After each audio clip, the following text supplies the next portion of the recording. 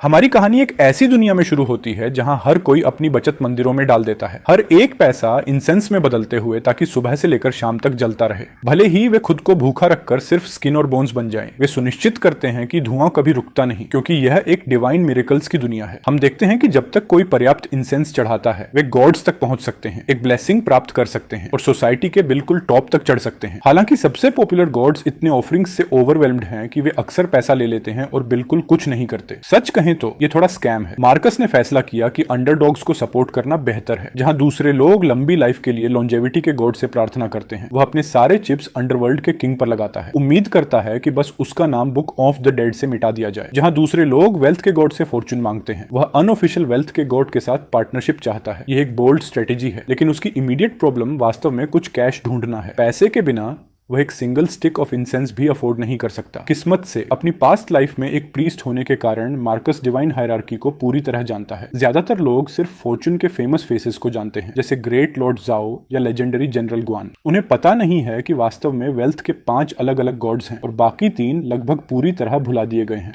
वहां eastern Lord by और southern Lord चाय है और फिर सेंट्रल लॉर्ड चाय है। लॉर्ड बाई को छोड़कर, जो थोड़ा जाना जाता है, ज्यादातर लोग दूसरों को पहचान भी नहीं पाएंगे अगर वे उनके पास से गुजरे। ऐसा लगता है कि इलीट गॉड्स के बीच भी कुछ ऐसे हैं जिन्हें ठंड में छोड़ दिया गया है और इसीलिए मार्कस बिना और समय बर्बाद किए अपनी किस्मत आजमाने के लिए ग्रेट वेल्थ टेम्पल जाने का फैसला करता है। वह जल्दी ही मैन हॉल पहुंचता है और डिवाइन सीट्स का एक मैप पाता है, अपनी खोज शुरू करते हुए। लॉर्ड जाओ के टेम्पल जितनी विशाल जगह में दर्जनों श्राइन्स फैले हुए हैं। हालांकि एक पल ऑब्जर्व करने के बाद वह एक काफी पेक्यूलियर प्रॉब्लम नोटिस करना शुरू करता है। इस विशाल कॉम्प्लेक्स में प्राइमरी डेटी के अलावा लोअर टियर गॉड्स कहीं दिखाई नहीं देते। वह सोचता है कि फॉरगॉटन वंस की पूजा करने की उसकी ग्रैंड प्लान शुरू होने से पहले ही फेल होने वाली है, लेकिन फिर कुछ उसकी नजर पकड़ता है। मैप के कोने में छिपे हुए शब्द हैं बैकयार्ड, एक छोटा एरिया जो माइनर डीटीज की लंबी लिस्ट से भरा हुआ है। जैसे ही उसकी आंखें नामों को स्कैन करती हैं, वह अचानक रुक जाता है। उसकी प्यूपिल्स सिकुड़ जाती हैं क्योंकि वह एक खास नाम देखता है। वहां लिखा नाम है लॉर्ड चाय, अनऑफिशियल वेल्थ का गॉड। स्टाफ मेंबर मार्कस को शुद्ध डिस्डेन की नजर से देखता है और अनिच्छा से 3 स्टिक्स ऑफ इंसेंस निकालता है और ठंडे स्वर में पूछता है कि वह किस डेटी से मिलने जा रहा है। जब वह सुनता है कि यह लॉर्ड चाय है, वह बैफल्ड हो जाता है। आखिर कोई क्यों ग्रेट लॉर्ड जाओ को इग्नोर करेगा किसी ऐसे के लिए? वह कहता है कि उसने वर्षों से ऐसे ऑब्सक्योर गॉड के लिए एक भी पिलग्रिम नहीं देखा। सच कहें तो उसे लगता है यह टाइम की वेस्ट है। वह पूछता है क्या मार्कस बिल्कुल श्योर है, और एक नोड मिलने पर वर्कर बस चकल करता है और डिसबिलीफ में सिर हिलाता है। एक तेज जेस्चर के साथ इंसेंस पर लॉर्ड चाय का नाम दिखाई देता है। मार्कस उन्हें लेता है और सिक्योरिटी पैसेज की ओर बढ़ता है।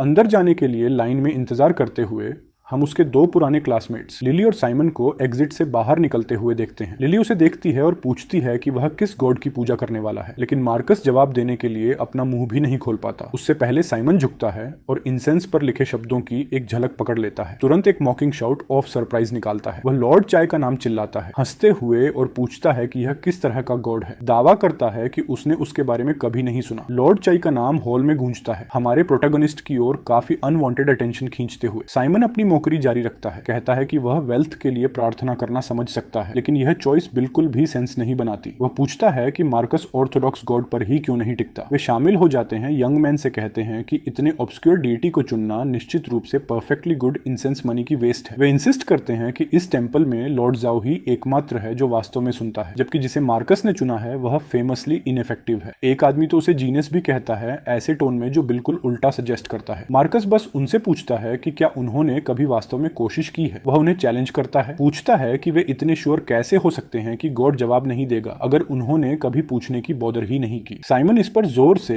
एरोगेंट हंसी में फूट पड़ता है। वह समझाता है कि गॉड को यूजलेस माना जाता है क्योंकि लोगों ने अतीत में कोशिश की और कुछ नहीं मिला, इसलिए सबने बंद कर दिया। ये कॉमन सेंस है सच में। वह मार्कस से पूछता है कि क्या वह सच में सोचता है कि वही दुनिया का एकमात्र स्मार्ट व्यक्ति है जबकि बाकी सब फूल हैं। लिली बस चुपचाप देखती है। इस बार लिली वास्तव में साइमन के पॉइंट ऑफ व्यू से अग्री करती है। वह मार्कस को समझाती है कि ये पॉपुलर डेटीज काउंटलेस लोगों द्वारा कई वर्षों में टेस्ट किए गए हैं। यही वजह है कि वे इतने रिवियर्ड हैं। इसके विपरीत जिसे वह पूजना चाहता है, साफ शब्दों में कहें तो वह उन गॉड्स में से एक है जो कट में जगह नहीं बना पाए। वह पूछती है कि क्या वह उसकी बात समझता है, लेकिन फिर साई करती है, नोटिंग करती है कि चूंकि उसने पहले ही मिलियंस इंसेंस पर खर्च कर दिए हैं, बात करने का कोई यूज नहीं। उन्हें इग्नोर करते हुए मार्कस साइंस को फॉलो करता है बैकयार्ड की ओर, लेकिन जैसे ही वह अंदर कदम रखता है वह पूरी तरह स्टंड हो जाता है। सामने के कोर्टयार्ड के ग्रैंड पवेलियंस और मैजेस्टिक स्टैचूज की तुलना में यह बैकयार्ड सिर्फ एक टोटल रूइन के रूप में ही डिस्क्राइब किया जा सकता है। वीड से भरा हुआ और क्रम्बलिंग बिल्डिंग से भरा यह एक मेस है। सच में उसे लगता है टेंपल मैनेजमेंट काफी अनफेयर हो रहा है। भले ही यह गॉड पॉपुलर नहीं है, वह फिर भी एक डेइटी है। वे कम से कम बेसिक रिपेयर्स या मेंटेनेंस के साथ परेशान हो सकते थे, सिर्फ इसीलिए कि वे उसके लिए इंसेंस बेच नहीं सकते। वे उसके साथ ऐसा व्यवहार करते हैं जैसा कि पुरानी कहावत कहती है, कपड़े आदमी बनाते हैं और सोना गॉड बनाता है। बैकयार्ड के इस तरह के डिके की स्थिति में होने के साथ यह कोई आश्चर्य नहीं है कि पिलग्रिम्स यहाँ वापस कदम रखने से इनकार करते हैं। जब पिलग्रिम्स आना बंद कर देते हैं, गॉड की पावर फीकी पड़ जाती है और श्राइन और भी ज्यादा रुइन में गिर जाता है। ये एक विशियस साइकिल बन गया है। मार्कस काफी समय तक खोज में बिताता है, इससे पहले कि वह अंततः डिब्री के बीच लॉर्ड चाई का श्राइन ढूंढ लेता है। छोटे श्राइन की रूफ टाइल्स टूट चुकी हैं और लॉर्ड चाई की क्ले स्टैचू पर सोने की पेंट छिल रही है। पूरा अल्टर पूरी तरह डेसोलेट दिखता है। एक पिटी की चुभन महसूस करते हुए मार्कस फैसला करता है कि वह अब भी अपनी प्रेयर्स शुरू नहीं करेगा। वह जमीन से कुछ इंटैक्ट टाइल्स उठाता है श्राइन की रूफ को ठीक करने के लिए और आसपास के वीड्स निकालना शुरू करता है। जब वह सफाई पूरी कर लेता है, वह अंततः अपने 3 स्टिक्स ऑफ इंसेंस जलाता है और उन्हें एक ट्रेडिशनल टाओइस्ट सैल्यूट में ऊपर पकड़ता है। ऑल्टर के सामने खड़े होकर वह डीएटी को इनवाइट करने के लिए सेक्रेड इनकैंटेशन का पाठ करना शुरू करता है, अपना मन एंशिएंट वर्ड्स पर केंद्रित करते हुए। वह जेड फर्नेस की प्रेयर का जाप करता है, ट्रू स्पिरिट को सेलेस्टियल रियल्म से उतरने और उसकी प्ली सुनने के लिए बुलाता है। जैसे ही कमांड के अंतिम शब्द शांत यार्ड में गूंजते हैं, वह किसी रिस्पॉन्स के किसी भी साइन के लिए एक सिंसियर हार्ट के साथ इंतजार करता है। समय बीतता है सेकंड दर सेकंड, लेकिन स्टैच्यू मोशनलेस रहती है। इस बिंदु पर मार्कस नर्वस टेंशन की एक लहर महसूस करना शुरू करता है। वह शांत रहने की पूरी कोशिश करता है, बस स्टैच्यू के सामने घुटने टेकने का फैसला करता है, जबकि दोनों हाथों से इंसेंस ऊंचा पकड़े रहता है। उसे पता नहीं है, जैसे ही स्मोक ऊपर की ओर मुड़ती है, एक एसेंस की पतली धारा उस इंसेंस से उठती है और दूर बहने लगती है। ये 9 हेवंस के पार यात्रा करती है, एक गोल्डन पैलेस पर पहुंचती है जहां गॉड ऑफ वेल्थ अपने थ्रोन पर बैठा है। अपने मेडिटेशन मैट पर बैठे हुए लॉर्ड जेकब अचानक आश्चर्य में अपनी आंखें खोलता है। सोचता है कि एक मॉर्टल उसे कैसे प्रार्थना कर सकता है। आखिरकार काफी समय हो गया है जब किसी ने उसे इतनी सिंसियर इनविटेशन दी हो। तभी टेंपल के दरवाजे खुलते हैं जब एक अटेंडेंट दौड़ता हुआ अंदर आता है, प्योर जॉय के साथ चिल्लाते हुए, माय लॉर्ड, प्रेयर इंसेंस की एक धारा वास्तव में हमारे टेंपल में उड़कर आई है। जेकब जवाब देता है कि वह पहले ही इसे प्राप्त कर चुका है। आश्चर्यचकित है कि इतने लंबे समय के बाद भी मॉर्टल रेल में अभी भी कोई है जो उसे याद करता है। वह नोट करता है कि यह व्यक्ति डिवाइन कम्युनिकेशन की सीक्रेट आर्ट्स भी जानता है। सुझाव देता है कि उसका बैकग्राउंड बिल्कुल भी सिंपल नहीं है। एक क्यूरियस मुस्कान के साथ वह फैसला करता है कि अब लोअर रीलम में उतरने और खुद देखने का समय है। इस बीच टेंपल बैकयार्ड में वापस मार्कस इतने लंबे समय से घुटने टेक रहा है कि उसकी उंगलियां जलती हुई गर्मी महसूस करने लगती हैं। वह अपना सिर उठाता है, यह देखने के लिए कि इंसेंस लगभग खत्म हो चुकी है। यह महसूस करते हुए कि शायद एक कोशिश पर्याप्त नहीं थी। वह खुद से कहता है कि उसे क्लियर जजमेंट बनाने के लिए और ट्रायल्स चाहिए। इस इनिशियल साइलेंस से डिस्करेज्ड महसूस करने से इनकार करता है। पहली कोशिश में सक्सेस एक लग्जरी थी जिसकी उसने उम्मीद नहीं की थी, इसलिए वह जाने की तैयारी करता है। लॉर्ड जेकब को एक अंतिम रिस्पेक्टफुल बाव देते हुए वह फुसफुसाता है कि वह किसी और समय डाइटी को डिस्टर्ब करने के लिए वापस आएगा, लेकिन जैसे ही वह मुड़ता है जाने के लिए, एक आवाज उसे रुकने का आदेश देती है। एक एथेरल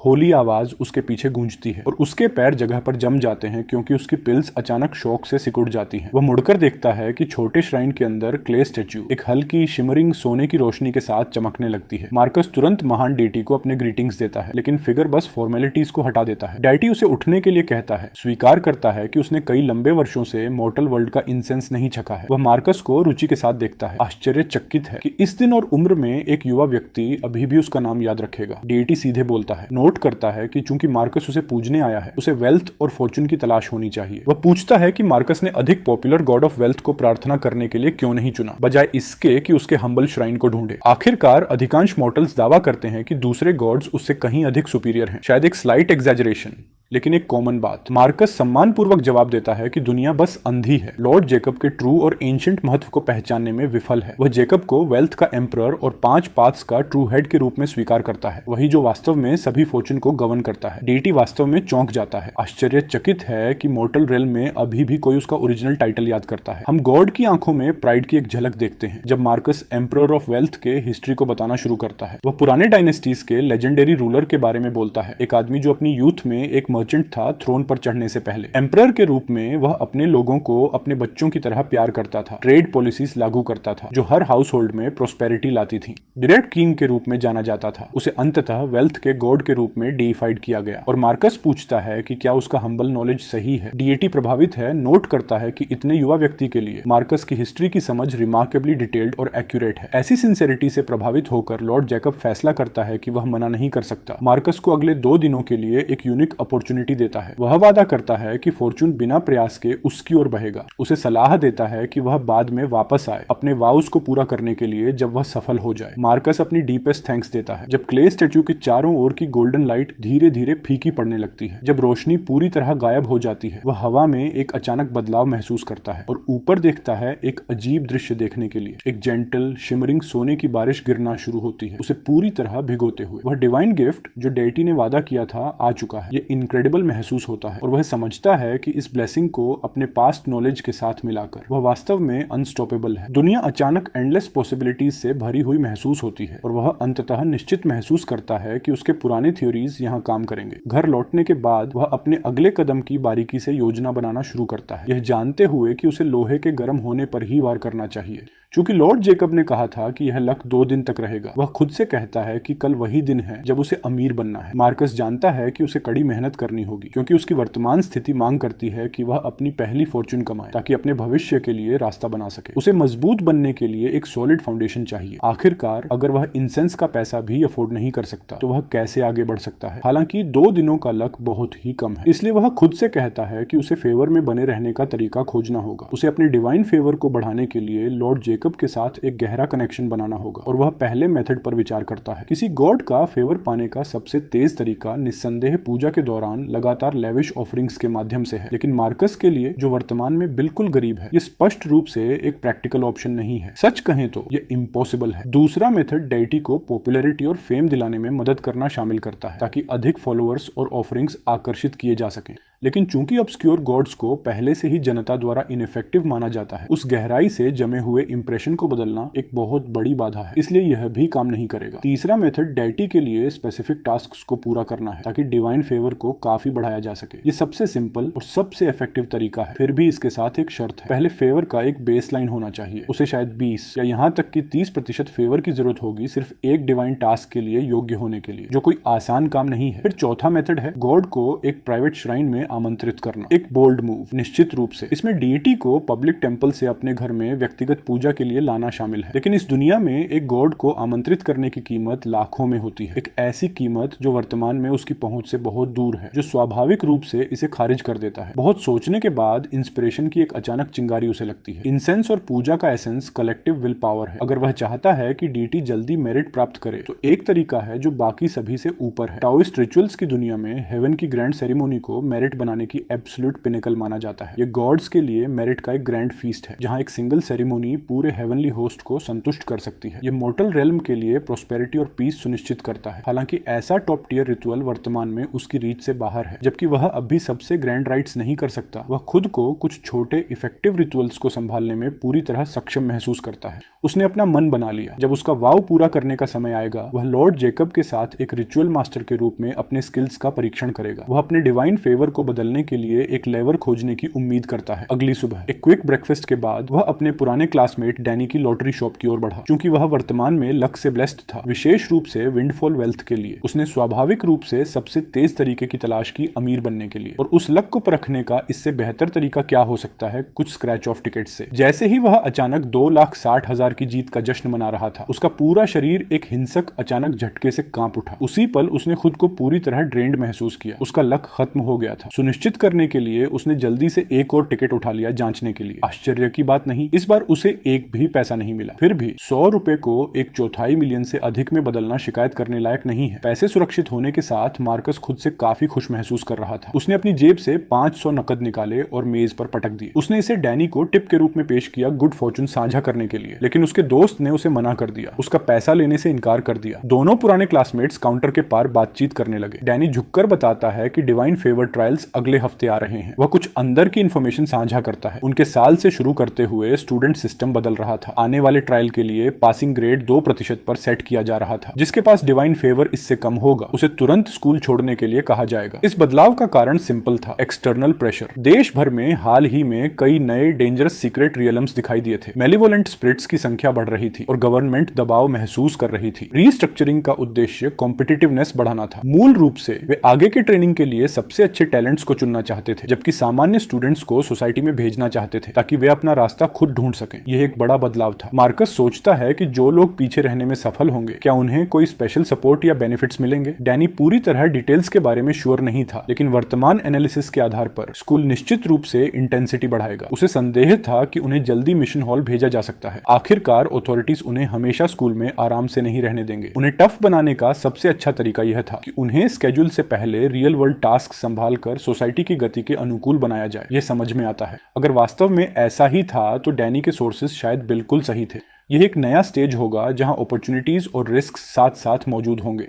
कुछ और मिनट बात करने के बाद मार्कस को एहसास हुआ कि देर हो रही है और घर जाने की तैयारी की। रास्ते में वह डैनी की बातों पर सोचता रहा। अगर एकेडमी वास्तव में उनके सीनियर क्लास से रिस्ट्रक्चरिंग शुरू कर रही थी तो जल्दी मिशन स्वीकार करने का अधिकार उसके लिए एक एब्सोल्यूट गॉडसेंड होगा। मूल रूप से उसकी योजना थी कि इन कुछ वर्षों में चुपचाप पैसा कमाए, कुछ ऑब्सक्योर डेइटीज को हराए ताकि धीरे धीरे अपनी स्ट्रेंथ बना सके और फिर ग्रेजुएशन के बाद पेड मिशंस ले। उसने रिवॉर्ड्स और मिलिट्री मेरिट कमाकर स्टेप बाय स्टेप दुनिया के टॉप तक पहुंचने की योजना बनाई थी, लेकिन अब वह इंतजार काफी कम होने वाला था। इसका मतलब था कि वह वर्षों की ग्राइंडिंग बचा सकता है। इसके अलावा अपनी जेब में 2 लाख से अधिक के साथ उसके पास इंसेंस के पैसे की कमी नहीं थी। अब समय था अपनी एक्चुअल कॉम्बैट पावर को बढ़ाने पर विचार करने का। चूंकि उसके वर्तमान डीटीज दोनों सपोर्ट टाइप्स थे, उसे एक कॉम्बैट ओरिएंटेड डीटी ढूंढने की जरूरत थी जिसकी वह पूजा कर सके। उसने फिर से टेंपल जाने का फैसला किया, लेकिन पहले उसे कुछ ऑफरिंग्स तैयार करने की जरूरत थी, विशेष रूप से रिचुअल आइटम्स। वह देखना चाहता था कि क्या एक रिचुअल मास्टर के रूप में उसके स्किल्स वास्तव में इन डीटीज पर काम करते हैं, और अंततः लॉर्ड जेकब के प्रति अपना वाव पूरा करना चाहता था। कहते ही किया। उसने पूरा दोपहर रिचुअल आइटम्स तैयार करने में बिताया और जब सब कुछ तैयार हो गया उसने अपना बैकपैक कंधे पर डाला और जाओ फैमिली टेंपल वापस लौट आया। जगह अभी भी वर्शिपर्स से भरी हुई थी। वह सीधे इंसेंस काउंटर की ओर गया लॉर्ड जेकब के लिए ब्लैक इंसेंस की एक स्टिक मांगने के लिए। इसे खरीदने के लिए किसी को 5% से अधिक डिवाइन फेवर चाहिए था, जिसे वह किस्मत से बस मुश्किल से पूरा करता था। लेकिन उसके जाने के तुरंत बाद काउंटर पर स्टाफ मेंबर ने अचानक एक फोन कॉल किया। उसकी आंखें मार्कस की जाती हुई पीठ पर टिकी रहीं। बॉस, कल वाला वह लड़का वापस आ गया है। ऐसा लगता है कि वह एक वाव पूरा करने आया है। इतनी जल्दी वापस? वह लड़का सच में है। खैर, वह निश्चित रूप से एम्बिशियस है ना? समझ गया। इस बीच मार्कस ने ब्लैक इंसेंस जलाई और एक बार फिर इंसेंस स्पिरिट इनकेंटेशन का उपयोग किया। उसने सम्मान पूर्वक लॉर्ड जेकब को आमंत्रित किया। हेवनली पैलेस में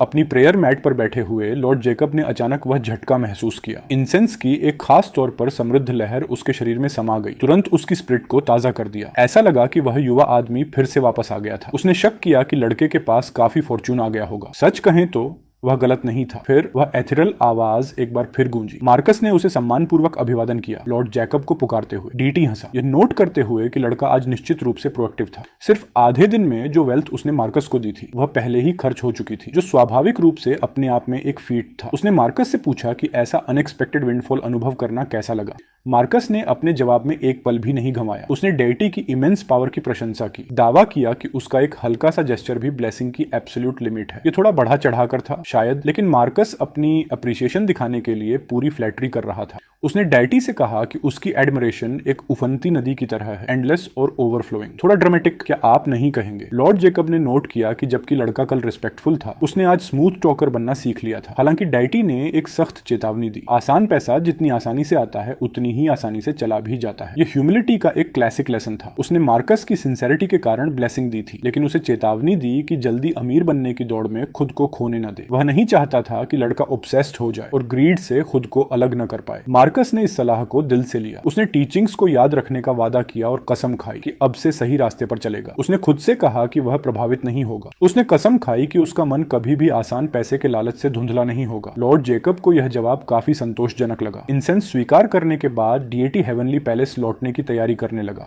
लेकिन जाने से पहले वह एक पल के लिए रुका। उसने मार्कस को एक अंतिम इंस्ट्रक्शन देने का फैसला किया। अगर लड़का सिंसियर है तो उसे हर 3 दिन में इस टेंपल में वापस आना चाहिए। एक सिंसियर हार्ट के साथ इंसेंस इंसेंस की एक स्टिक चढ़ाकर फॉर्चून स्वाभाविक रूप से उसका पीछा करेगा। ये कम से कम कहने के लिए एक सटल हिंट था। ये सुनकर मार्कस मुश्किल से अपनी अम्यूजमेंट को रोक पाया। लॉर्ड जेकब के शब्दों के पीछे का अर्थ बिल्कुल साफ था। जब तक वह इंसेंस चढ़ाने के लिए वापस आता रहेगा, डैटी अंततः खुद आगे बढ़कर उसकी देखभाल करेगा और ब्लेसिंग्स देगा। लेकिन चूंकि वह एक गॉड था, वह इसे सीधे मांग नहीं सकता था और इसीलिए उसने बस कहा कि सिंसेरिटी फॉर्चून लाती है। मार्कस ने गहराई से झुककर लॉर्ड जेकब की काइंडनेस को याद रखने का वादा किया, लेकिन फिर डैटी से कहा कि वह रुके क्योंकि उसके पास एक और चीज है देने के लिए। उसने अपने बैकपैक में हाथ डाला उस चीज के लिए जो उसने पहले तैयार की थी, कुछ ऐसा जिसे सिर्फ इस विशेष वेसल के माध्यम से सच में सराहा जा सकता था। उसने समझाया कि वह कुछ वैल्यूएबल्स लाया है और उम्मीद करता है कि डैटी उन्हें बहुत हम्बल नहीं पाएगा। हालांकि लॉर्ड जेकब स्केप्टिकल था। डैटी ने उसे याद दिलाया कि वह सिर्फ इंसेंस स्वीकार करता है और मॉर्टल वर्ल्ड की मटेरियल गुड्स उसके किसी काम की नहीं है। उसने मार्कस से कहा कि उन्हें वापस ले जाए, लेकिन लड़के ने उसे इतनी जल्दी न करने का आग्रह किया। उसके पास एक प्लान था। देखिए, मार्कस ने दावा किया कि ये ऑर्डिनरी वैल्यूएबल्स नहीं है और इसे साबित करने का मौका मांगा। अगर यह काम करता है तो यह उसकी ग्रेटिट्यूड का एक सच्चा टोकन होगा। उसने जमीन पर एक पीले कागज का बंडल रखा और अपना लाइटर जलाया। किसी बाहरी व्यक्ति के लिए ऐसा लग रहा था कि वह बस कचरा जला रहा है। टॉइस्ट ट्रेडिशंस में इस बंडल को गोल्डन क्लाउड्स कहा जाता है, जिसमें रिचुअल पेपर मनी और गोल्ड फॉइल होता है। जितना दिखता है उससे थोड़ा ज्यादा सोफिस्टिकेटेड। ये कोई साधारण पेपर मनी भी नहीं था। ये 9 फोल्ड गोल्ड था, विशेष रूप से गॉड्स के लिए बनाया गया। लेकिन यह सब नहीं था जो उसने तैयार किया था। उसने ड्रैगन और फिनिक्स गारमेंट्स भी शामिल किए थे। करेंसी नहीं, बल्कि आइटम्स। उसने लॉर्ड जैकब के लिए कागज पर कई सेट्स फाइन रोब्स के बनाए थे। इसे पूरा करने के लिए उसने अपने गिफ्ट के ग्रैंड फिनाले के रूप में एक मेरिट स्क्रिप्चर भी लिखी थी। वह आज सच में सब कुछ लगा रहा था। दूसरी ओर लॉर्ड जेकब इस पूरे दृश्य को पूरी कंफ्यूजन के साथ देख रहा था। वह सोच रहा था कि लड़के ने उनकी बातचीत के बीच अचानक एक बॉनफायर क्यों शुरू कर दिया। प्राचीन समय से मॉर्टल्स इंसेंस या फिजिकल सैक्रिफाइसेस चढ़ाते थे। हालांकि कागज जलाना उसे एक अजीब नया डेवलपमेंट लगा। समय बदल गया था और ऑफरिंग्स साधारण फ्रूट्स और केक्स से विकसित होकर विभिन्न स्पिरिचुअल आइटम्स में बदल गए थे, जिनमें ग्रेट मेरिट और पावर होती है। लेकिन ऐसे स्पिरिचुअल आइटम्स बेहद रेयर थे। वे आमतौर पर छोटे लोकल डीटीज के हाथों में नहीं पहुंचते थे। साधारण गॉड्स जो मेरिट के माध्यम से अपनी स्थिति कमाते थे, उन्हें अक्सर नजरअंदाज कर दिया जाता था, क्योंकि हाई रैंकिंग सेलेस्टियल स्पिरिट्स अपने लिए सबसे अच्छे ऑफरिंग्स ले लेते थे। लॉर्ड जैकब खुद को यह सोचने से रोक नहीं पाया कि कागज जलाना कब से वर्शिप का एक रूप बन गया। एक गॉड के लिए भी थोड़ा लर्निंग कर्व था। जैसे ही गोल्डन क्लाउड्स में आग और तीव्र हो गई और राख ऊपर की ओर घूमने लगी, कुछ अनएक्सपेक्टेड होने लगा। स्टैच्यू के आसपास की धुंधली ग्रे जगह अचानक 10,000 गोल्डन लाइट की किरणों से रोशन हो गई। ये वास्तव में एक शानदार दृश्य था। लॉर्ड जेकब के चेहरे का भाव पूरी शौक में बदल गया जब उसने चारों ओर देखा। पहले उसने सोचा कि यह इंसेंस है, लेकिन वह जल्दी ही समझ गया कि वह गलत था। वे 10,000 गोल्डन लाइट की किरणें तेजी से इकट्ठी हुई, पहले एक स्टैक पेपर करेंसी में बदलते हुए जो उसकी आंखों के सामने घूमने लगी। लॉर्ड जेकब चमकते हुए गोल्डन बिल्स के स्टैक को घूरता रहा। उसकी डिवाइन आईज शौक में सिकुड़ गईं जब वह समझ रहा था कि वह क्या देख रहा है। उसे एहसास हुआ कि यह ऑर्डिनरी पैसा नहीं था, यह सेलेस्टियल गोल्ड था। उसने सोचा कि एक साधारण लड़का ऐसी चीज कैसे रख सकता है। यह असंभव लग रहा था। वास्तव में यह बिल्कुल असंभव था, या कम से कम उसने खुद से यही कहा। सेलेस्टियल गोल्ड केवल हेवनली कोर्ट में ही चलता है, तो एक आम मॉर्टल गॉड्स की चीज कैसे रख सकता है। लॉर्ड जैकब ने पहले इसे मानने से इनकार किया, लेकिन बार बार पुष्टि करने के बाद वह निश्चित हो गया कि यह सच में सेलेस्टियल गोल्ड है। प्योर शॉक की एक लहर उस पर छा गई। हेवनली ट्रेजरी के अधीन एक माइनर डीटी के रूप में उसकी मंथली सैलरी काफी कम थी। मार्कस अब भी जो जला रहा था वह उसके 1.5 साल के वेतन के बराबर था। वह सोचने लगा कि यहाँ असली गॉड ऑफ वेल्थ कौन है। इससे पहले कि लॉर्ड जेकब अपने धड़कते दिल को शांत कर पाता, गोल्डन लाइट फिर से इकट्ठा हुई और कुछ नया बनने लगी। इस बार यह करेंसी नहीं थी, बल्कि कई sets exquisitely crafted silk ropes थे जो बेहद कीमती लग रहे थे। उसने लड़के के असली बैकग्राउंड के बारे में सोचा। एक गॉड होने के बावजूद इस तरह का सीक्रेट रिचुअल कुछ ऐसा था जिसे उसने कभी सामना नहीं किया था। उसने न कभी ऐसा सुना था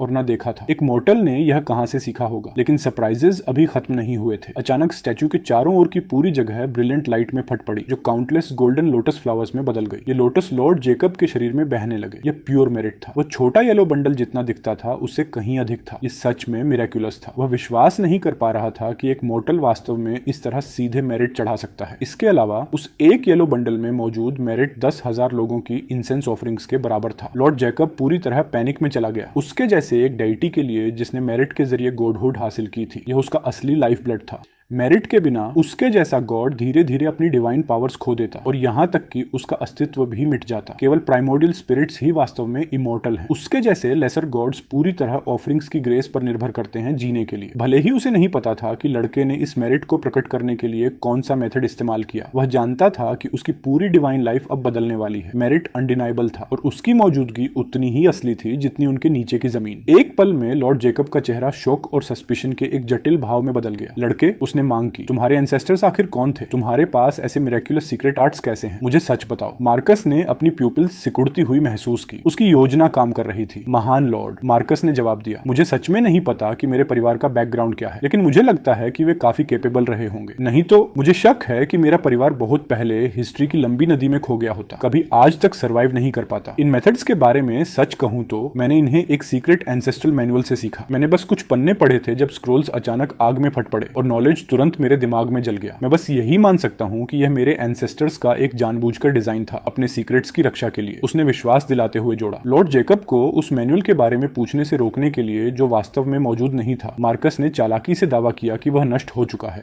यह एक जरूरी झूठ था, सच में बस गॉड को खुद गुड्स देखने के लिए कहने से बचाने के लिए। मैं इसे छुपाऊंगा नहीं लॉर्ड। मैंने यह ऑफरिंग आंशिक रूप से आपका फेवर पाने के लिए किया और आंशिक रूप से यह देखने के लिए कि क्या ये सीक्रेट आर्ट्स वास्तव में काम करते हैं। लेकिन सबसे ज्यादा मैं आपकी काइंडनेस का बदला चुकाना चाहता हूँ। आपकी ब्लेसिंग के बिना मैं आज भी भूखा होता। जैसे ही वह बोल रहा था, उसने कुछ आंसू भी निकाल लिए, एक ग्रेटफुल हम्बल सोल की एकदम सही तस्वीर बनाते हुए। स्टैचू के अंदर लॉर्ड जेकब मार्कस के इस इमोशनल प्रदर्शन को देख रहा था और उसके होंठों पर हल्की सी मुस्कान आ गई। उसने खुद से कहा कि शायद इस लड़के से मिलना उसकी अपनी डेस्टिनी थी और उसने इस बात को यहीं छोड़ देने का फैसला किया। ऐसा लगता है कि तुम एक ग्रेट फॉर्च्यून वाले आदमी हो, गॉड ने कहा। तुम्हारे एंसेस्टर्स स्पष्ट रूप से एक्स्ट्रॉर्डिनरी थे जो इतना नीचे गिर गए। उन्होंने जरूर कोई बड़ी कैटास्ट्रोफी झेली होगी। मेरे युवा मित्र, तुमने अच्छा किया। हमने देखा कि टाइटल लड़के से बदलकर युवा मित्र हो गया है। ऐसा लगता है कि मार्कस का डिवाइन के साथ सोशल स्टैंडिंग तेजी से बढ़ रहा है। हाँ लॉर्ड जेकब, आप सबसे बुद्धिमान हैं, मार्कस ने जवाब दिया, बातचीत की गति को पूरी तरह बनाए रखते हुए। चूंकि तुम इतने फिलियल हो, गॉड ने निष्कर्ष निकाला, मैं अब तुम्हारी जेनरस ऑफरिंग्स को और अस्वीकार नहीं करूंगा। कृपया महान लॉर्ड, ये सब ले लीजिए। अगर इससे आपको किसी भी तरह मदद मिलती है तो मुझे और कुछ नहीं चाहिए। वैसे, मार्कस ने जोड़ा, मुझे उन सीक्रेट एंसेस्ट्रल आर्ट्स में दर्ज एक और मेथड याद है। अगर सही तरीके से किया जाए तो यह 1 लाख इंसेंस ऑफरिंग्स के बराबर हो सकता है। लॉर्ड जेकब स्तब्ध रह गया। उसने सोचा कि क्या लड़के के पास सच में ऐसे हेवन डिफाइंग सीक्रेट्स हैं। अपने डिवाइन स्पेस के अंदर उसका चेहरा तेजी से बदल गया। वह पूछने ही वाला था कि क्या यह सच है, लेकिन उसने खुद को रोक लिया। उसने खुद से कहा कि शांत रहो। आखिरकार वह एक गॉड था और उसे एक मॉर्टल से इतना प्रभावित नहीं होना चाहिए। लेकिन फिर उसने सोचा, यह 1 लाख ऑफरिंग्स है। सच कहें तो इतनी दबाव में सबसे मजबूत संकल्प भी टूट सकता है। युवा मित्र,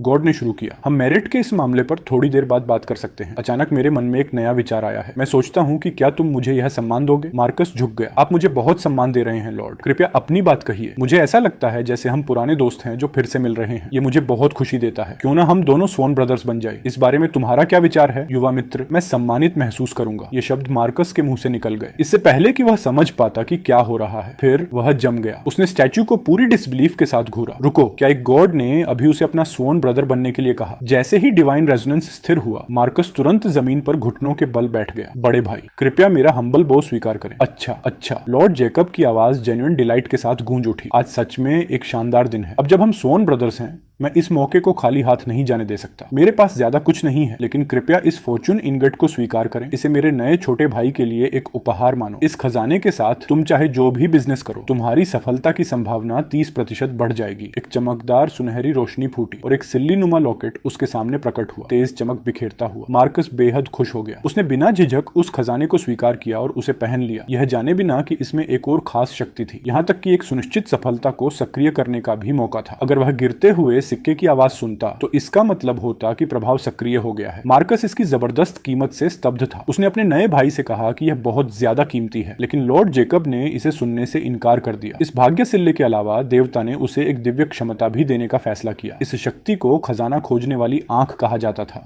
इसके साथ नश्वर दुनिया की हर वस्तु अपना असली मूल्य मार्कस को दिखाएगी। जैसे ही शब्द फीके पड़े, मूर्ति से एक और सुनहरी रोशनी फूटी और सीधे उसकी आंखों में जा घुसी। उसने पलक झपकाई और जब उसने फिर देखा, उसके सामने की दुनिया संख्याओं के समुद्र में बदल गई थी। एक और पलक झपकने के साथ वे गायब हो गई, यह दिखाते हुए कि वह पहले ही इस उपहार में निपुण हो चुका था। 2 खजाने पाने के बाद मार्कस ने कृतज्ञता में झुककर प्रणाम किया। उसने अपने बड़े भाई को बार बार धन्यवाद दिया, लेकिन देवता ने बस मुस्कान के साथ उसे टाल दिया। सच कहूं तो लॉर्ड जेकब ने स्वीकार किया, उसकी वर्तमान शक्तियां केवल उस चीज की छाया थी जो वे कभी थी, वरना वह मार्कस को और भी बड़े खजाने देता। वह अपनी वर्तमान स्थिति से काफी सीमित महसूस कर रहा था। मार्कस पूरी तरह समझ गया कि एक देवता के लिए धूप और पुण्य कितने महत्वपूर्ण थे। उसने तुरंत अपनी निष्ठा दिखाई। उसने वादा किया कि वह अधिक पुण्य प्रदान करने के लिए अपनी पूरी ताकत लगाएगा। हालांकि उसने एक छोटी चेतावनी भी जोड़ी। उसने समझाया कि जबकि उसके परिवार की गुप्त कलाएं चमत्कारी थीं, उनकी आवश्यकताएं बेहद कठोर थीं। उन्हें गुप्त मंत्रों की जरूरत होती थी, और जितना मजबूत मंत्र होता उतनी ही ज्यादा शक्ति की मांग होती।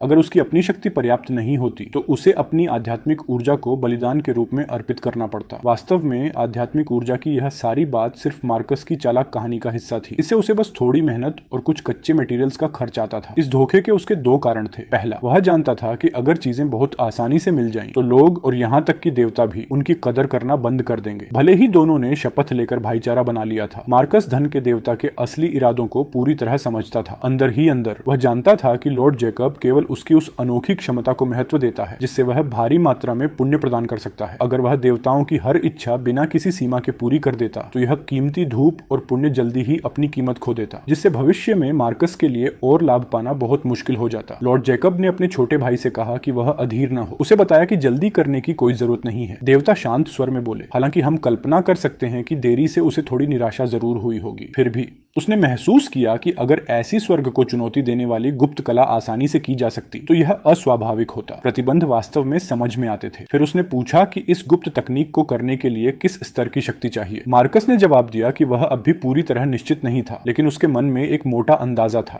उसने अनुमान लगाया कि उसे कम से कम रैंक 3 के आध्यात्मिक साधक के स्तर तक पहुंचना होगा। इस रहस्यमयी दुनिया में आध्यात्मिक साधकों को 9 रैंकों में बांटा गया है, जिसमें रैंक एक शुरुआती बिंदु है। रैंक 3 शक्ति के एक मजबूत स्तर का प्रतिनिधित्व करता है और वृद्धि पूरी तरह देवताओं के साथ जुड़ाव पर निर्भर करती है। इस जुड़ाव को दिव्यता समन्वय कहा जाता है। यह जितना अधिक होता है उतने ही अधिक आशीर्वाद और पुरस्कार एक नश्वर को मिलते हैं। इसके अलावा जब एक आध्यात्मिक साधक किसी देवता को स्थापित करता है तो दिव्य शक्ति का एक हिस्सा स्वाभाविक रूप से उसके लिए पीछे रह जाता है। यह शेष शक्ति साधक की अपनी मना में बदल जाती है, जिससे वह समय के साथ और मजबूत होता जाता है। भले ही कोई देवता खास खजाने न दे, सिर्फ लंबे समय तक उनकी सेवा करने से ही आध्यात्मिक साधक की ताकत बढ़ जाती है। हालांकि रैंक 3 तक पहुंचना कोई छोटी उपलब्धि नहीं थी और लॉर्ड जेकब इस आवश्यकता से थोड़ा चिंतित दिखा। धन के देवता के रूप में मार्कस की लड़ाकू शक्ति को सीधे बढ़ाने की उसकी क्षमता स्वाभाविक रूप से काफी सीमित थी। इसके अलावा क्योंकि यह किसी और का मंदिर था, वह मार्कस के शरीर में ज्यादा दिव्य शक्ति नहीं छोड़ सकता था। इसलिए उसने सुझाव दिया कि मार्कस को उसे आधिकारिक रूप से कहीं और आमंत्रित करने का तरीका ढूंढना चाहिए।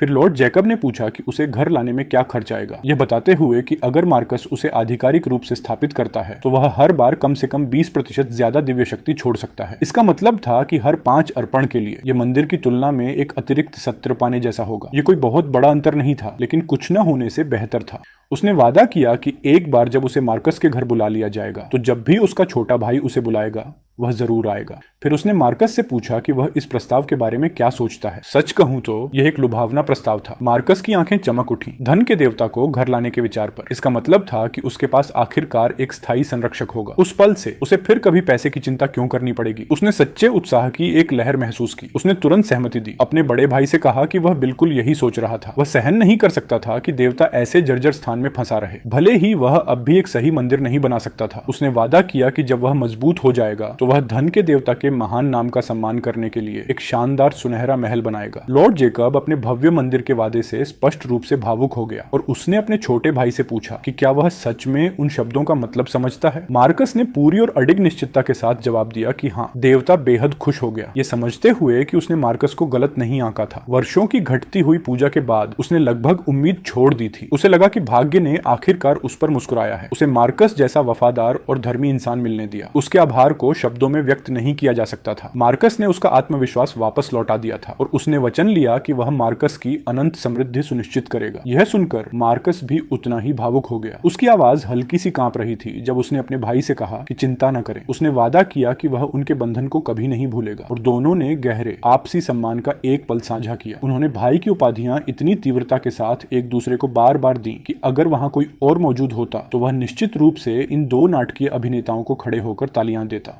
भावुक पल के गुजर जाने के बाद लॉर्ड जैकब ने धीरे धीरे अपनी भावनाओं को शांत किया और सुझाव दिया कि वे योजना के साथ आगे बढ़ें। हालांकि उसने एक अंतिम चेतावनी भी जोड़ी। उसने समझाया कि अगर मार्कस जल्दी से आध्यात्मिक साधक की तीसरी रैंक तक पहुंचना चाहता है तो सबसे अच्छा तरीका 5 दिव्य रूपों वाले एक देवता को स्थापित करना है। उसने सुझाव दिया कि मार्कस एक चुनाव करे और फिर मंदिर स्टाफ को सूचित करे, ये वादा करते हुए कि वह अपने छोटे भाई की मदद के लिए अच्छी बात करेगा। क्योंकि देर हो रही थी, उन्होंने वहीं सेशन खत्म करने का फैसला किया। लॉर्ड जेकब के मार्कस की खबर का इंतजार करते हुए अपनी मूर्ति में लौटने के साथ जैसे ही सुनहरी रोशनी गायब हुई, मार्कस ने एक लंबी सांस छोड़ी। आज अपनी सफलता के विशाल स्तर से अभिभूत महसूस करते हुए उसने न केवल अर्पणों का परीक्षण किया था, बल्कि धन के देवता से दोस्ती भी कर ली थी और दोनों खजाने और दिव्य क्षमताएं हासिल कर ली थी। अब से उसके सच में ऊंची जगहों पर दोस्त थे और वह यह कल्पना किए बिना नहीं रह सका कि घर पर पूरा मंदिर होना कितना शानदार होगा। जैसे ही वह बाहर निकला, वह संयोग से थंडर लॉर्ड के सभागार के पास से गुजरा और अचानक तेज रुक गया। थंडर लॉर्ड बिजली विभाग के सर्वोच्च देवता थे। उनकी स्वीकृति प्राप्त करना, मॉन्स्टर डंजन्स को साफ करना बच्चों का खेल बना देता। कभी हिचकिचाने वाला न होने के कारण मार्कस वापस धूप काउंटर की ओर मुड़ा ताकि खास तौर पर थंडर लॉर्ड के लिए 20 स्टिक्स मांग सके। हालांकि काउंटर के पीछे स्टाफ मेंबर उसे फटी आंखों से घूर रहा था। मार्कस के शरीर से अब भी निकल रही सुनहरी रोशनी से स्पष्ट रूप से हिला हुआ पीले चेहरे के साथ क्लर्क हकलाते हुए पूछने लगा कि क्या वह फिर से सफल हो गया, जिस पर मार्कस ने विनम्रता से जवाब दिया कि यह बस थोड़ी किस्मत थी। क्लर्क ने कहा कि ऐसी किस्मत बहुत ज्यादा लगातार है, ये बताते हुए कि मार्कस इतनी तेज चमक रहा था कि लगभग आंखें चौंधिया जाएं। उसने मजाक किया कि मार्कस को रात में लाइट्स चालू करने की भी जरूरत नहीं पड़ेगी, ये सोचते हुए कि उसे आखिर कितना विशाल आशीर्वाद मिला है। स्टाफ मेंबर, जो अब शौक से पूरी तरह असंगत हो चुका था, ने तुरंत सुझाव दिया कि मार्कस जाकर अपना डिवाइन सिंक्रोनाइजेशन लेवल तुरंत जांच कराए। मार्कस परीक्षण के लिए मान गया, लेकिन पहले अपनी धूप मांगी। स्टिक्स लेते हुए टेस्टिंग विंडो की ओर बढ़ गया। इस बीच एक तेज सूट पहने आदमी भीड़ को चीरते हुए उसी टेस्टिंग एरिया की ओर बढ़ा। कुछ महसूस करते हुए मार्कस ने पीछे देखा और उस आदमी को बाहें मोड़े हुए उसे ध्यान से देखते पाया। उसका बैज उसे मैनेजर के रूप में पहचान रहा था। बेचैनी की हल्की भावना उस पर छा गई। उसने सोचा कि क्या मंदिर को चिंता थी कि वह वास्तव में उनकी प्रतिष्ठा को नुकसान पहुंचा सकता है। यह आम जानकारी थी कि यह मंदिर अपने मुख्य धन देवता के लिए प्रसिद्ध था। फिर भी मार्कस को अभी अभूतपूर्व आशीर्वाद मिला था। अगर लॉर्ड जेकब से उसे मिले अनुग्रह के विशाल स्तर की खबर बाहर निकल गई तो यह मंदिर की हायरार्की में बड़ा हंगामा खड़ा कर सकती थी। अगर किसी दूसरे देवता का प्रभाव बहुत मजबूत हो जाता तो यह अनिवार्य रूप से लॉर्ड जेकब के लिए निर्धारित अर्पणों को कम कर देता, जो मंदिर के मुख्य संरक्षक थे। यह निश्चित रूप से वह स्थिति नहीं थी जिसे मंदिर देखना चाहता था, जो मैनेजर के ठंडे और अप्रिय भाव को समझाता था। जैसे ही टेस्टिंग मशीन गुनगुनाते हुए चालू हुई, कमरे में तनावपूर्ण सन्नाटा भर गया जब तक कि स्क्रीन पर टेक्स्ट की एक ठंडी पंक्ति प्रकट नहीं हुई। इसने धन देवता के साथ 43% सिंक्रोनाइजेशन लेवल दिखाया, एक ऐसा परिणाम जिसने पूरी भीड़ को उत्साह में फट पड़ने पर मजबूर कर दिया। मैनेजर मार्कस सीनियर, जो अब तक चुप था, आखिरकार आगे झुका और सीधे हमारे नायक को प्राइवेट मैसेज भेजा। उसने मार्कस से कहा कि जबकि उसे उनके मंदिर में अन्य देवताओं की पूजा करने की अनुमति है, धन देवता सख्ती से निषिद्ध है। मार्कस इस तर्क को समझ नहीं पाया। भले ही देवता के अलग अलग रूप प्रतिस्पर्धा में हो, वे सभी एक ही मंदिर का हिस्सा थे। उसने बताया कि अगर किसी भी देवता की धूप फलती फूलती है तो मंदिर स्वयं निश्चित रूप से नुकसान उठाने के बजाय लाभान्वित होगा। मैनेजर ने माना कि तर्क सही था, लेकिन कहा कि मार्कस ने सबसे महत्वपूर्ण विवरण को नजरअंदाज कर दिया है, दरवाजे पर लिखा परिवार का नाम। मार्कस तब समझ गया कि बातचीत की कोई गुंजाइश नहीं थी। फिर भी वह बिना लड़े हार मानने के लिए तैयार नहीं था। उसने पूछा कि अगर वह वापस आने पर अड्डा रहा तो क्या होगा, यह देखने के लिए उत्सुक कि मैनेजर आखिर कितनी दूर जाएगा। मैनेजर ने तिरस्कार से पूछा कि क्या मार्कस सच में सोचता है कि अगर मंदिर स्टाफ इसे असंभव बनाने का फैसला कर ले तो वह पूजा कर पाएगा। मार्कस ने उसे याद दिलाया कि कानून स्पष्ट था, जब तक किसी साधक का क्रिमिनल रिकॉर्ड ना हो, कोई मंदिर कानूनी रूप से उसके अर्पणों को रोक नहीं सकता। उसने पूछा कि क्या वे सच में कानून तोड़ने के लिए तैयार हैं, लेकिन मैनेजर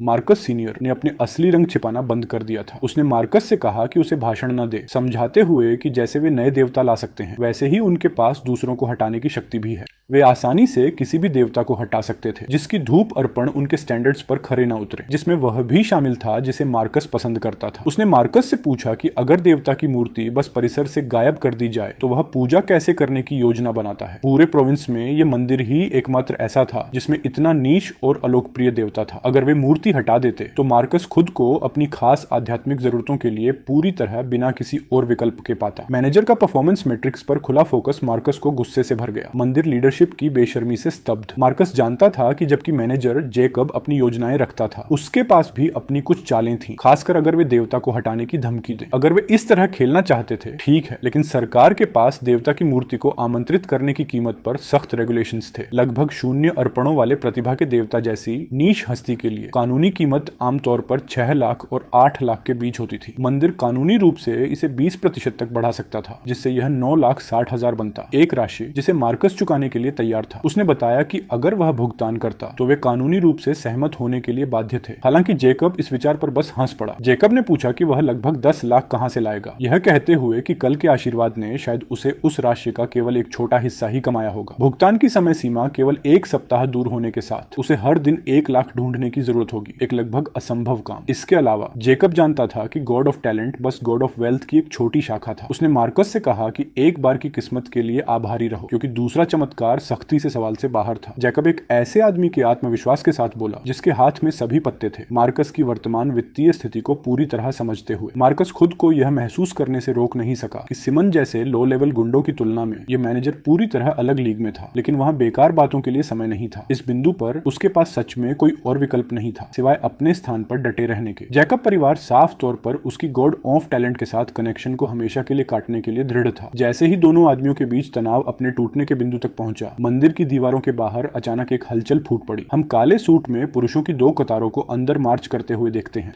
रास्ता साफ करने के लिए साधारण उपासकों को लगभग धक्का देते हुए। उन्होंने एक चौड़ा खुला स्थान साफ किया, इससे पहले कि एक सजीला और अविश्वसनीय रूप से अमीर दिखने वाला जुलूस अपना भव्य प्रवेश करे। समूह का नेतृत्व एक मध्यम आयु का आदमी कर रहा था, जिसकी आभा स्थिर और संयमित थी। ऐसा दिखता था जैसे उसने सब कुछ देखा हो, उसके अपेक्षाकृत युवा चेहरे के बावजूद। उसके बाल पहले से सफेद हो रहे थे और उसके बगल में एक अद्भुत सुंदरता वाली महिला चल रही थी। उसकी ठंडी सुरुचिपूर्ण उपस्थिति ने तुरंत कमरे में मौजूद हर किसी की नजर खींच ली, खुद मार्कस सहित। मैनेजर का चेहरा तुरंत चमक उठा जब वह आगे दौड़ा, चिल्लाते हुए कि मिस्टर स्टर्लिंग आखिरकार आ गए हैं। अपने पिछले घमंडी रवैये को छोड़ते हुए जैकब ने एक ऐसी मुस्कान पहनी जो हमने पहले कभी नहीं देखी, और नए आगंतुक का स्वागत करने दौड़ पड़ा। ये थे मिस्टर स्टर्लिंग, दक्षिण से स्टर्लिंग परिवार के प्रमुख, शहर पर राज करने वाले 4 महान कुलों में से एक। उत्तर, दक्षिण, पश्चिम और पूर्व के बीच ये 4 परिवार बड़े मंदिरों को अपने निजी उद्योगों की तरह नियंत्रित करते थे। मार्कस को एहसास हुआ कि वह महिला इतनी परिचित क्यों लग रही थी। वह एक स्टर्लिंग थी, संभवतः प्रसिद्ध सोशलिस्ट एलिना स्टर्लिंग। उसने पूछा कि क्या सब कुछ व्यवस्थित किया गया है, जिस पर जैकब ने झुककर जवाब दिया कि सब कुछ पूरी तरह व्यवस्थित है। उसने समझाया कि जैसे ही उसे परिवार के आदेश मिले, उसने तुरंत तैयारियां शुरू कर दी। हॉल ऑफ लॉन्जेविटी को आम लोगों से खाली कर दिया गया था, विशेष रूप से उनके भव्य आगमन के लिए इंतजार करते हुए।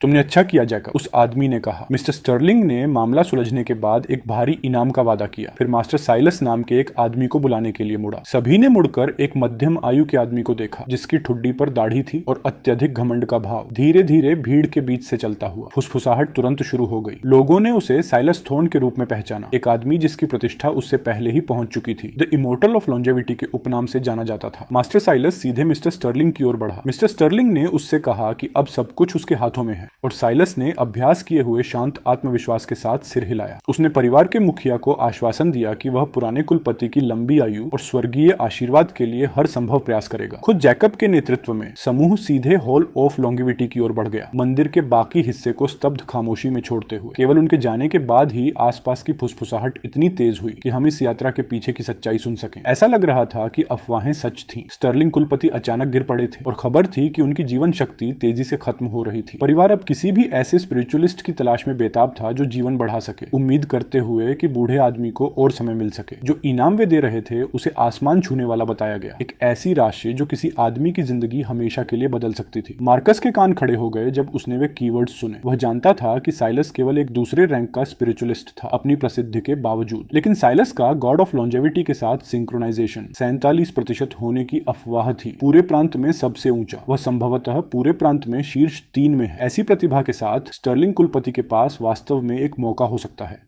जैसे ही भीड़ उत्साह पकड़ने के लिए दौड़ी, मार्कस उनका पीछा करते हुए हॉल ऑफ लॉन्जेविटी की ओर गया। ये उसका पहला असली मौका था एक प्रोफेशनल स्पिरिचुअलिस्ट को एक उच्च दाम वाले मिशन को संभालते हुए देखने का, एक टॉप टियर क्लाइंट जैसे स्टर्लिंग परिवार के लिए। जब वह आखिरकार पहुंचा, हॉल ऑफ लॉन्जेविटी पहले से ही पूरी तरह भरा हुआ था। स्टाफ और स्टर्लिंग सिक्योरिटी गार्ड्स की एक दीवार तैनात की गई थी, एक मानव अवरोध और घेरा बनाते हुए जिज्ञासु दर्शकों को कई मीटर दूर रखने के लिए। हालांकि मुख्य हॉल के अंदर की गॉड ऑफ लॉन्जेविटी की मूर्ति भव्य और दयालु खड़ी थी। केवल स्टर्लिंग जेम्स, साइलस और कुछ अन्य लोग अंदर बचे थे। जेकब और उसके आदमी पास ही खड़े थे, जबकि साइलस थोर्न, जिसे खुद को अमर कहा जाता था, महंगी बैंगनी इंसेंस जलाकर रिचुअल शुरू कर रहा था। बाहर लोग पहले ही दांव लगाने लगे थे कि इसमें कितनी कोशिशें लगेंगी। अगर वो लकी है तो शायद बस एक बार, एक आदमी ने फुसफुसाया। लेकिन अगर उसकी किस्मत खराब हुई तो 10 अटेम्प्ट्स भी असामान्य नहीं होंगे।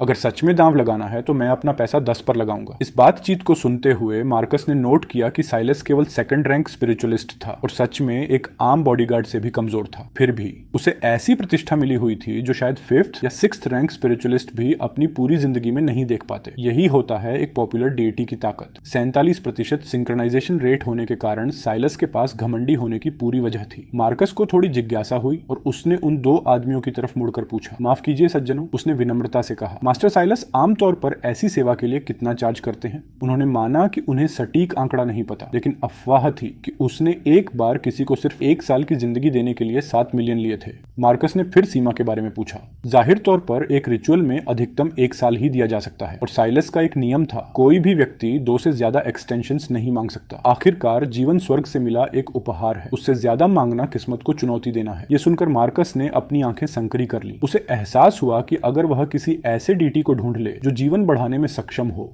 तो वह साइलस से बाजार का बड़ा हिस्सा छीन सकता है। हॉल के अंदर साइलस ने अचानक अपनी आंखें खोली और वह काफी उलझा हुआ लग रहा था। ऐसा लग रहा था कि उसका पहला प्रयास असफल हो गया था, जो सच कहें तो पूरी तरह अप्रत्याशित नहीं था। कितना अजीब है, साइलस बुदबुदाया। पहले जब भी वह गॉड ऑफ लॉन्जेविटी से संपर्क करता था, वह पुराना देवता हमेशा कम से कम कोई छोटी प्रतिक्रिया जरूर देता था, लेकिन आज आध्यात्मिक ऊर्जा की एक हल्की लहर भी नहीं थी, जिससे साइलस के अंदर बेचैनी बढ़ने लगी। उसने गहरी सांस ली और फिर से इंसेंस उठाया, लेकिन दूसरा प्रयास भी असफल रहा। साइलस के माथे पर पसीने की बूंदें बनने लगी और उसका दिल तेजी से धड़कने लगा। बिना रुके उसने तुरंत फिर से इंसेंस जलाई। तीसरी बार असफल, चौथी बार असफल, 5वीं बार असफल। ये कैसे हो सकता है? उसे लगा कि शायद गॉड ऑफ लॉन्जेविटी नहीं चाहता कि वह स्टर्लिंग परिवार को आशीर्वाद दे। उसका दिल जैसे पेट में डूब गया और स्टर्लिंग्स की उम्मीदें भी उसके साथ ही गिरने लगी। 1 या 2 असफलताएं समझ में आती थी, लेकिन 1 दर्जन असफल प्रयासों के बाद जैकब स्टर्लिंग की बेचैनी 1000 गुना बढ़ गई। अपनी किस्मत खत्म होने को मानने से इनकार करते हुए साइलस ने पसीना पोंछा, खुद को संभाला और फिर से उच्च गुणवत्ता वाली इंसेंस जलाई। इस बार उसके हाथ में पकड़ी इंसेंस वास्तव में रंगीन आभा के साथ चमकने लगी और साथ ही स्पष्ट स्पिरिचुअल पावर की लहर महसूस हुई। सबको लगा कि अब रिचुअल सफल होने वाला है, लेकिन ठीक उसी क्षण बिना किसी चेतावनी के कुछ हुआ। एक छोटी सी चिंगारी उस रंगीन आभा के अंदर फूटी। 1 सेकंड बाद जैसे जंगल की आग फैलती है, पूरी आभा जलकर खत्म हो गई, जैसे किसी रुई के गोले को एक झटके में आग लगा दी गई हो। साइलस की आंखें शौक से फैल गईं जब वह आग अचानक सिमट कर एक असली फायरबॉल बन गई और जोर से उसकी छाती पर आकर टकराई। साइलस ने तुरंत खून उगला, उसका शरीर हवा में उछल गया जैसे टूटी हुई डोर वाली पतंग, और फिर वह बेहोश होकर गिर पड़ा। हॉल के बाहर भीड़ में मौत जैसी खामोशी छा गई। एक पल बाद भीड़ ज्वालामुखी की तरह फट पड़ी। रिचुअल पूरी तरह असफल हो गया था और स्पिरिचुअल एनर्जी ने उल्टा वार किया था। हे भगवान, लोग फुसफुसाए, यह असंभव था। अब स्टर्लिंग परिवार का मुखिया सच में खत्म हो गया। स्टाफ तुरंत जैकब स्टर्लिंग को संभालकर कुर्सी पर बैठाने लगा। उसका बेटा उसके पास घुटनों के बल बैठ गया, रोते हुए खुद को बेकार कह रहा था कि वह अपने पिता की मदद नहीं कर पाया। स्टर्लिंग परिवार के बाकी सदस्य पीले और टूटे हुए चेहरों के साथ खड़े थे। उनकी आत्माएं इस आपदा को देखकर बिखर चुकी थी। बाहर खड़े लोग भी इस त्रासदी से प्रभावित हुए बिना नहीं रह सके। ये सब देखते हुए मार्कस समझ गया कि उसका मौका आखिरकार आ गया है और यहाँ हम देखते हैं वही अवसर जिसका मार्कस इंतजार कर रहा था। प्रसिद्ध गॉड ऑफ लॉन्जेविटी के अलावा कई अन्य डेटी भी हैं जिनके पास जीवन बढ़ाने की शक्ति है। पहला, मगु, एक महिला डेटी जो लॉन्जेविटी की देवी है और queen mother of the west की सेविका है, जिसने अपार पुण्य के जरिए संतत्व प्राप्त किया। लेकिन गॉड ऑफ लॉन्जेविटी की तुलना में वह सच कहें तो काफी कम जानी पहचानी है। फिर आता है star lord of flaming longevity, southern dipper के 6 सितारों में से एक। वह जीवन और मृत्यु के मार्ग को नियंत्रित करता है और जीवन की लॉ को बचाने और बढ़ाने की शक्ति रखता है। लोक कथाओं में उसे अक्सर लॉर्ड ऑफ फ्लेमिंग लॉन्जेविटी कहा जाता है। तीसरा, great emperor of long life, जिसे old man of the south pole के नाम से भी जाना जाता है। वह प्राइमिवल लॉर्ड ऑफ हेवन का सीनियर डिसिप्लिन है और 6 सोवेरेन में से एक है, जिसकी रैंक खुद जेड एम्परर के बराबर है। बिना एक पल की भी हिचकिचाहट के मार्कस तुरंत डिवाइन रजिस्ट्री की ओर दौड़ा ताकि मागू और lord of flaming long life के नाम खोज सके। जहां तक great emperor of long life की बात है, उसने उसे देखने की भी कोशिश नहीं की। इस तरह का सिटी लेवल मंदिर कभी भी इतने ऊंचे दर्जे के डीटी को नहीं रखेगा। हालांकि मुख्य हॉल और साइड विंग्स में सावधानी पूर्वक खोज करने के बाद भी उसे कुछ नहीं मिला। यहाँ तक कि पीछे के आंगन में भी, जहाँ नाम एक साथ भीड़ में भरे हुए थे, उसने हर एक एंट्री को एक एक करके जांचा, लेकिन परिणाम वही रहा। मैगू या लॉर्ड ऑफ फ्लेमिंग लॉन्जेविटी का कोई निशान नहीं था। मार्कस ने झुंझलाहट में अपना सिर खुजलाया। जिंदगी का मौका उसके ठीक सामने था, फिर भी वह इस